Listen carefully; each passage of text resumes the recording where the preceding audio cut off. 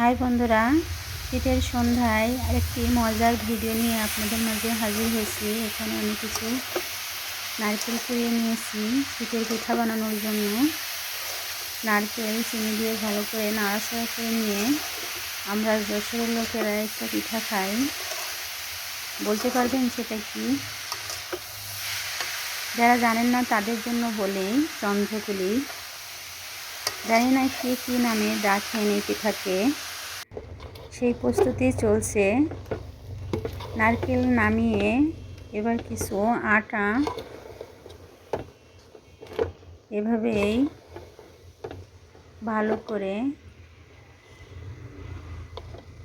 নাড়াচাড়া করে নিয়ে যে পিঠাটি তৈরি করা হয়, এবার এটি একটি ডো তৈরি করব।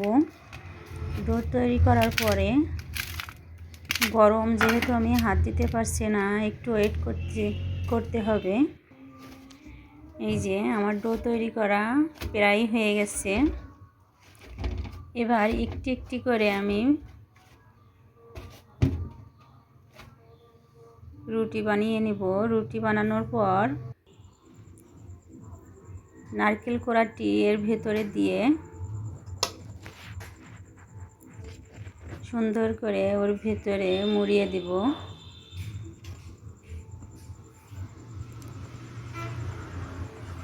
খুবই সুস্বাদু হয় এই পিঠাটি।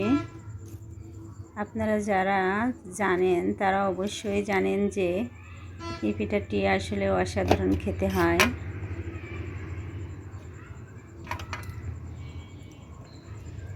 এভাবে একটি একটি করে আমি সবগুলো বানিয়ে নিচ্ছি।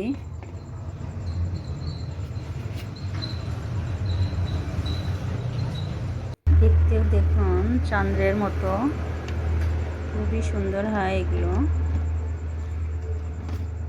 বানানোর জন্য অনেকটা সময় লাগে, কিন্তু খেতে অনেক সুস্বাদু।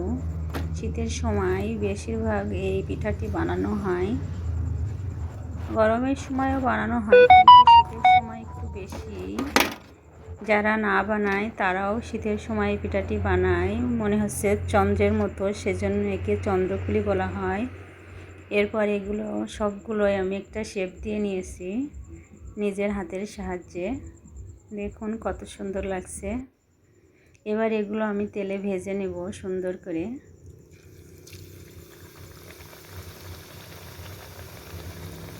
তেলটা একটু গরম করে নিয়ে এগুলো একটা একটা করে সবগুলোই ছেড়ে দেব।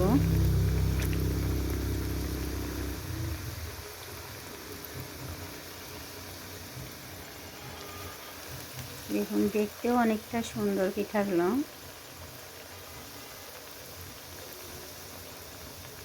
তেল অনেক গরম হয়ে গেছে। পিঠাগুলো দেখুন কত সুন্দর ফুলছে। এভাবে আর একটু উল্টাই দিলে নিচের সাইডটাও এই যে দেখুন সুন্দর একটা কালার আসবে। কালার আসলে আমি এগুলো নামিয়ে ফেলবো।